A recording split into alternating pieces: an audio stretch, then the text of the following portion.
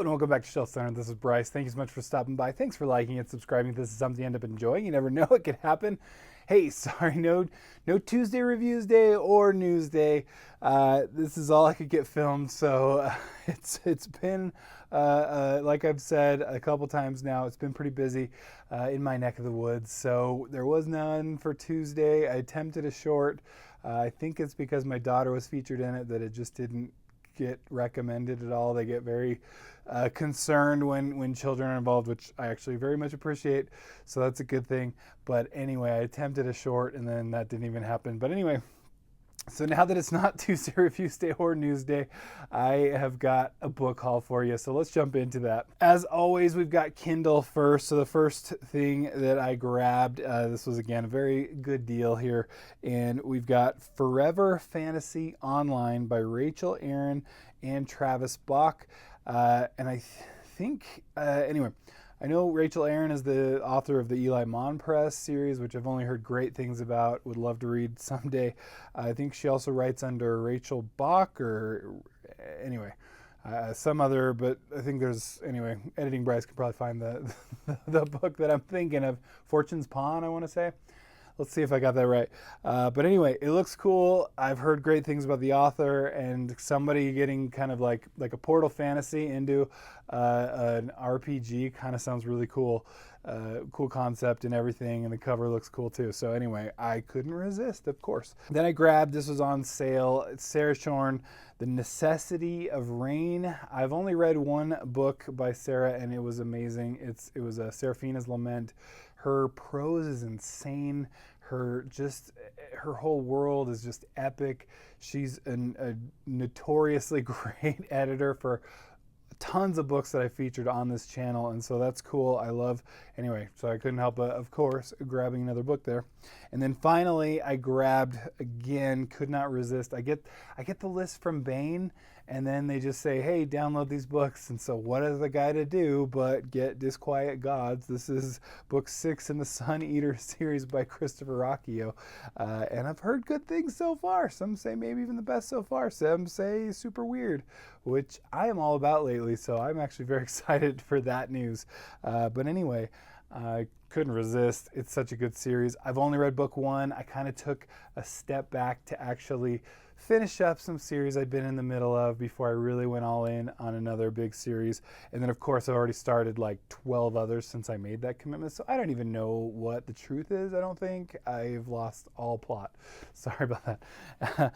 Then on audiobook, I grabbed a couple audiobooks here. This is one I've actually already finished the book because I made a deal.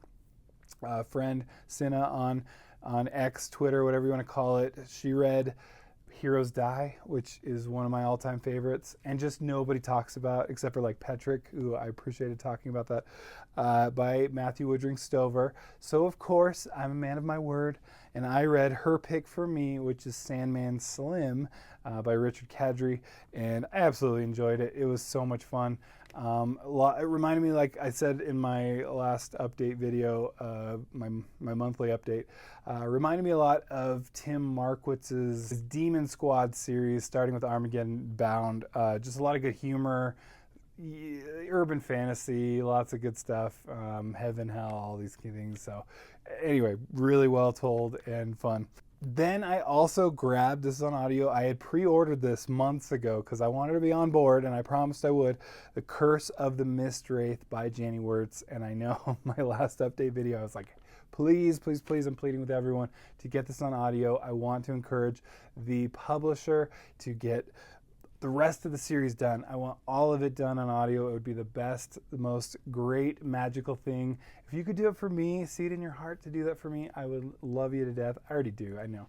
I already appreciate everyone who watches this channel. You've been just such a highlight in my life. I just appreciate you so much. But this is great, and it's great news for Janie Wirtz. Finally, just so much traction going on right now with her books. I love seeing it, especially with the final book coming out. So it's hard not to jump into it with the final book coming out here, literally days away here. And then I grabbed, it was part of the catalog, The Ritual by Adam Neville. I've been telling you, I've been kind of getting more into horror. I never was a fan. I just don't like being scared. I'm a big baby, okay?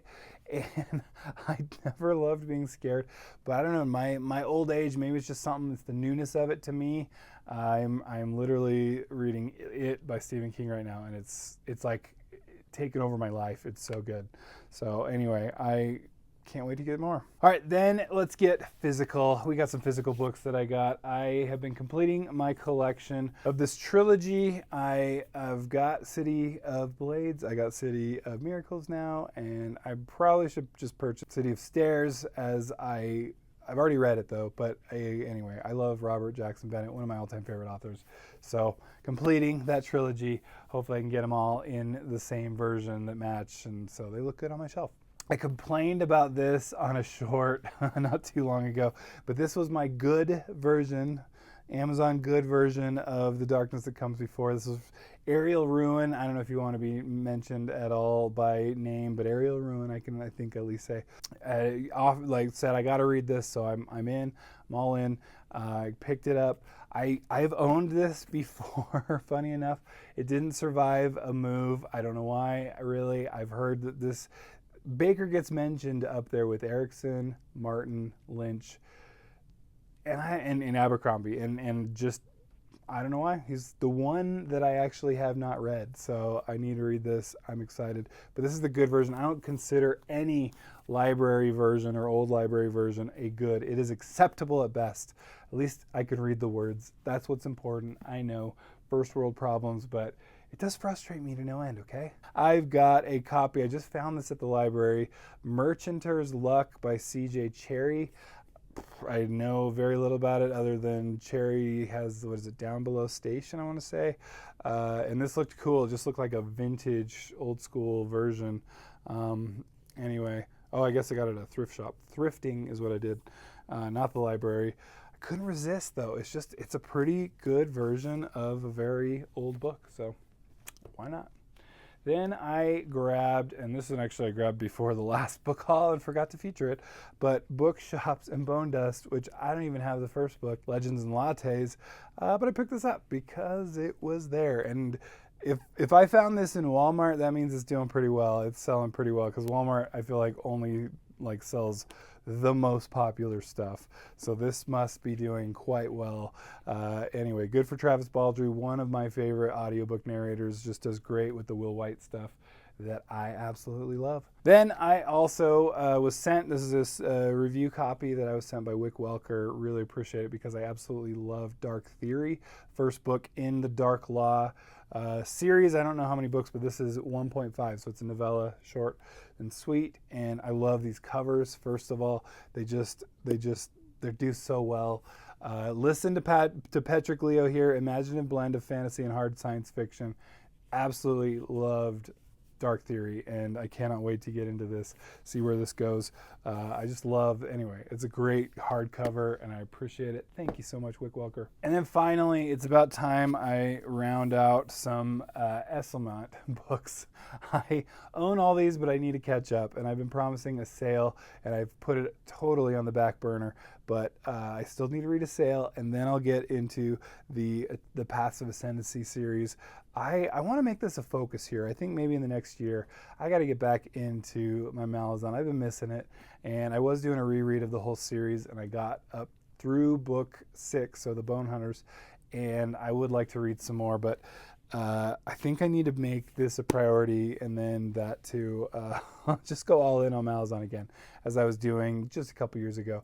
I know Mike of Mike's Book Reviews kind of did a little bit forward movement in his Malazan read, and so I need to get it. Just I go so long and I start missing it. I start missing the characters, the crazy events, the convergences, the whole world is just nuts, and there's so much to it. There's so much magic and ascendancy and all these things just going on, and just the powers and everything and magics, and I already said magics, I think. Anyway, I just love it. It's just so much fun, and then also he gets you thinking. They both do, both Steven Erikson and Esselmont, and I just absolutely adore their work, and I just I get sidetracked. Okay, like what can I say? I get sidetracked with the newest and shiniest. So finally, this has got some new shininess to it, and it's time for me to read. Anyway, anything that stands out to you, let me know in the comments below. And thanks so much for stopping by as usual. We'll see you. Bye.